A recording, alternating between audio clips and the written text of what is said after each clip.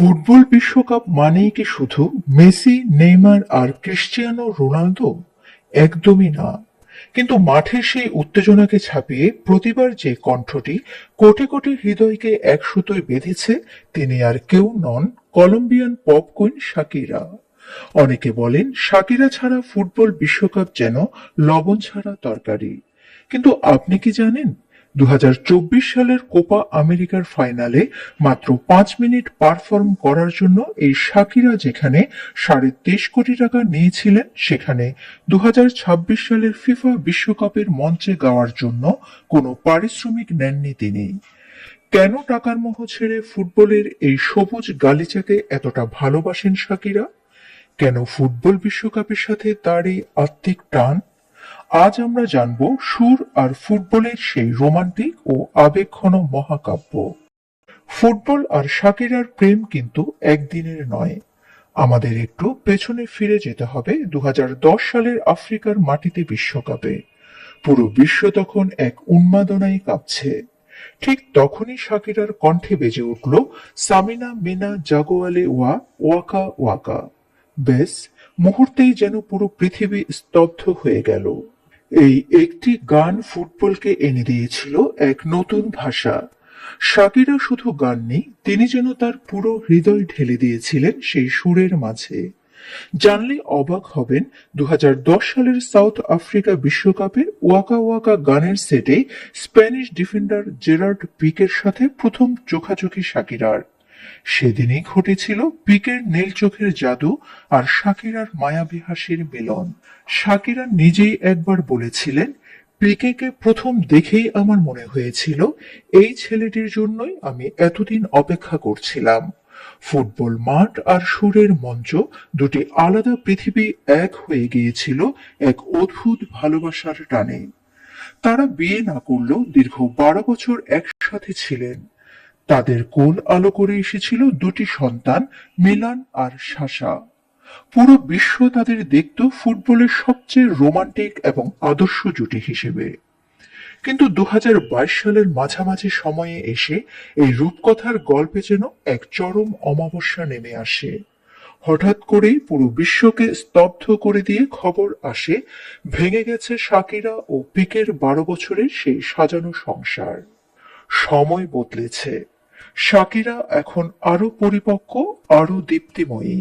11 June 2026 মেক্সিকোর ঐতিহাসিক স্টেডিয়ামে যখন নাইজেরিয়ান তারকা বার্না বয়ের সাথে শাকিরা পা রাখলেন, তখন স্টেডিয়ামের লাখো দর্শক আর টিভির সামনে বসা শত কোটি মানুষের বুকে কাঁপন ধরেছিল। অফিসিয়াল অ্যানথেম দাই দাই গেয়ে তিনি আবারও প্রমাণ করলেন তিনিই বিশ্বকাপের আসল রানী। কিন্তু পর্দার পেছনের গল্পটা আরো সুন্দর, আরো মানবিক।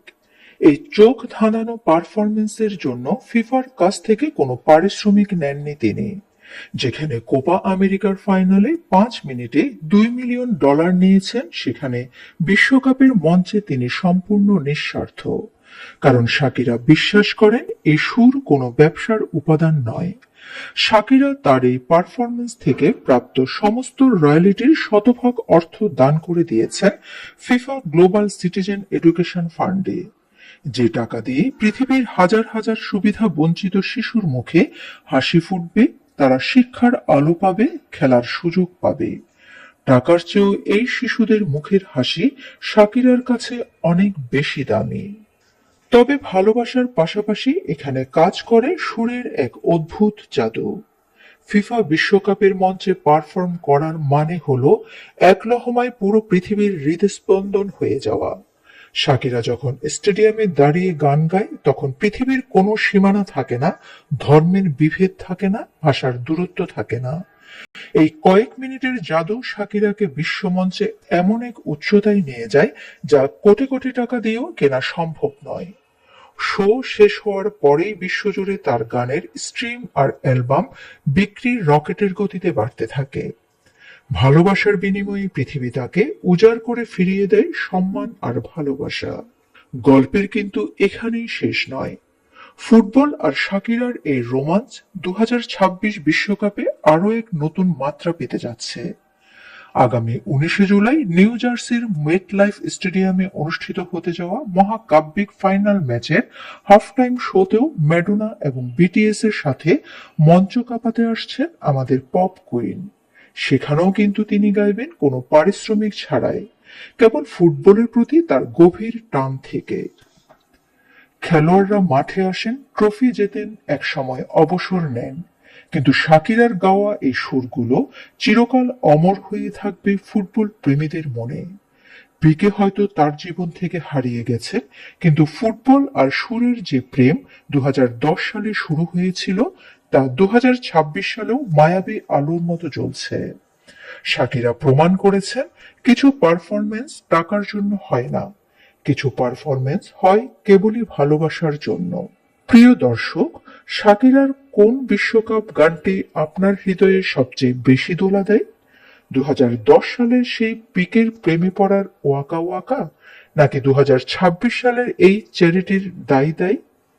কমেন্ট করে আপনার অনুভূতি আমাদের সাথে শেয়ার করুন। সুর আর ফুটবলের এমন চমৎকার সব গল্প আরো দেখতে আমাদের চ্যানেলটি এখনই সাবস্ক্রাইব করুন। Shamima Chowdhury Shammi, BNA news 24। আমার সোনার বাংলা।